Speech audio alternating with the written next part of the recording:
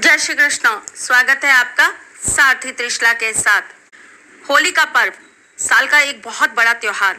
क्योंकि मैं आपकी एस्ट्रोलॉजर हूँ, वास्तुशास्त्री हूँ, चेहरा भी देखती हूँ, आवाज भी पढ़ती हूँ और हाथों की लकीरें भी पढ़ लेती हूँ। आज मैं आपको इस महापूर्णिमा की रात्रि को करी हुई कुछ ऐसी उपाय और टोटके बताने जा रही हूँ जो आपके जीवन में आपके भाग्य को खोलने का कार्य कर देगी। होली की अग्नि में कुछ ऐसी चीजों का स्वाहा करना चाहिए जिससे आपका भाग्य उदय हो। सबसे पहले तो भाग्य स्थान का स्वामी बृहस्पति गुरु होता है, यानी कि आपकी कुंडली में बैठा हुआ गुरु जुपिटर आपके भाग्य का लॉर्ड होता है। धर्म का, कर्म का, अच्छे संस्कारों का, आपके अच्छे परिवार की तस्वीर होता है।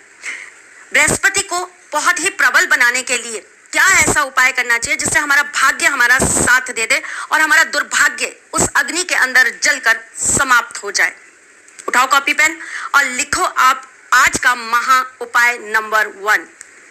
होली की अग्नि के दिन आपको सर्वप्रथम एक पान का पत्ता लेना है, उसके ऊपर 5 साबुत हल्दी की गांठ रखनी है, एक सुपारी रखनी है और साथ में थोड़े से काले तिल रख देने हैं।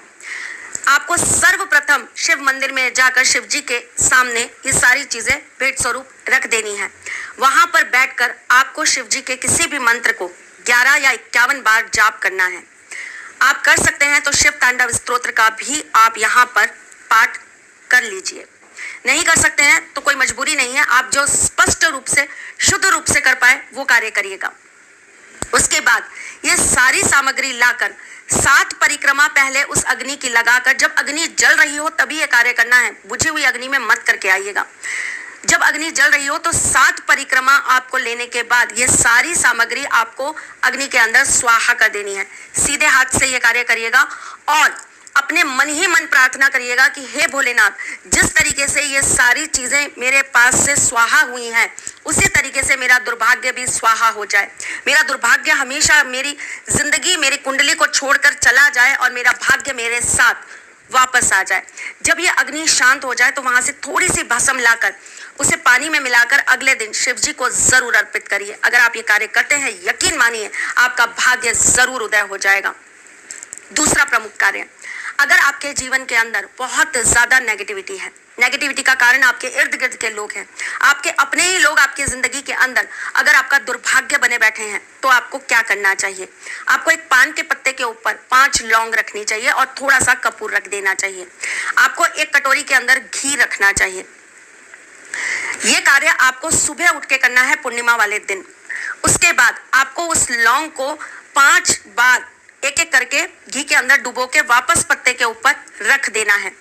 जब अग्नि प्रज्वलित हो तब आपको जाकर अपनी मनोकामना बोलनी है, जो भी आपके मन के अंदर मनोकामना हो और जिस किसी से भी आपको दिक्कत हो, आपको उस व्यक्ति पर रख देना है। जब अग्नि प्रज्वलित हो तब आपको जाकर अपनी मनोकामना बोलनी है, जो भी आपके मन के अंदर मनोकामना हो और जिस किसी से भी आपको दिक्कत हो, आपको उस व्यक्ति का नाम लेना है। उस पान के पत्ते को अच्छे से फोल्ड कर लेना, उसके अंदर वो लौंग भी रहेगी घी में डूबी हुई और कपूर भी रहेगा। उसके बाद आपको वो पान का पत्ता अग्नि में स्वाहा कर देना है। तत्पश्चात आपको 7 परिक्रमा लगानी है। याद रखिएगा, परिक्रमा का एक अपना एक विशेष महत्व होता है। 7 परिक्रमा लगाने के बाद आपके पास जो कटोरी में घी है वो आप उस अग्नि में जरूर डाल दीजिए। ऐसा करने से आपके जीवन के अंदर, आपके इर्द गिर्द के लोगों से, आपके इर्द गिर्द जो राहु केतु बैठे हैं आपके जीवन को श्रापित करने के लिए, उनसे आपको मुक्ति मिल जाएगी और आपके जीवन के अंदर भाग्य और सौभाग्य चला आएगा। चलिए जी, तीसरा महा उपाय। अधिकतर लोगों के जीवन के अंदर दिक्कत होने का सबसे प्रमुख कारण होता है शनि या फिर राहु। बीइंग एन एस्ट्रोलॉजर लाखों कुंडलियां देख चुकी हूं और हर कुंडली के अंदर बाकी सारे ग्रह इतना बड़ा तांडव कभी नहीं करते जितना राहु और शनि करते हैं। डरने वाली कोई बात नहीं है, ये कोई ऐसे ग्रह नहीं है जो हमें बर्बाद करने आते हैं, ये हमें आजमाने आते हैं। अगर हम इनके अनुरूप काम कर पाते हैं, अगर हम इनको वो दे पाते हैं जो इनको चाहिए तो ठीक है। अगर नहीं दे पाते हैं तो ये हमारी दिक्कतों को, उलझनों को बढ़ा देते हैं।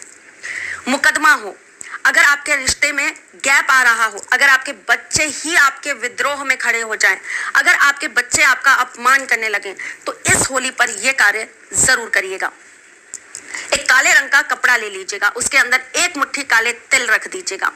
तत्पश्चात आप पहले यानी कि 5 साढ़े 5 बजे करीब जाकर एक पीपल के पेड़ के नीचे ये गठरी रख दीजिएगा। उस पीपल के पेड़ के चारों दिशाओं में तिल के तेल के 4 दीपक लगाइएगा। पूरब, पश्चिम, उत्तर, दक्षिण चारों दिशाओं में आप 4 दीपक प्रज्वलित करिएगा।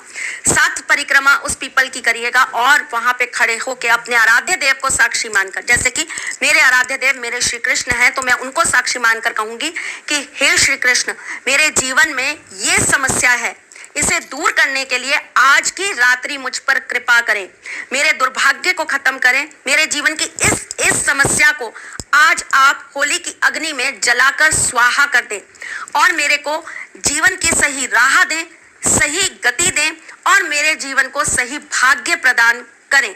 ऐसा कहकर वो गठरी ले आइए, अपने सिर से लेकर पैर तक 7 बार घुमाइए और उस अग्नि में प्रवाह कर दीजिए, यानी कि स्वाहा कर दीजिए। उसके पश्चात 7 परिक्रमा उस अग्नि की लगा लीजिए। वहां जब अग्नि शांत हो जाए तो थोड़ी सी भस्म निकालिएगा। निकालने के बाद एक कड़वे तेल की कटोरी लीजिएगा, यानी कि सरसों के तेल की कटोरी लीजिएगा और उसके अंदर वो भस्म डाल दीजिएगा। अगले दिन शाम के वक्त जाकर, जब रात हो जाए, सूरज पूरी तरीके से डूब जाए, अगले दिन जाकर उसी पीपल के पेड़ पर वो तेल डाल आइएगा। करके देखिएगा, मैं 100% नहीं 1,00,000% कहती हूँ, ये होली आपके दुर्भाग्य को समाप्त करके जाएगी ही जाएगी। अगर ऐसा होता है तो प्लीज मुझे कमेंट करना मत भूलिएगा।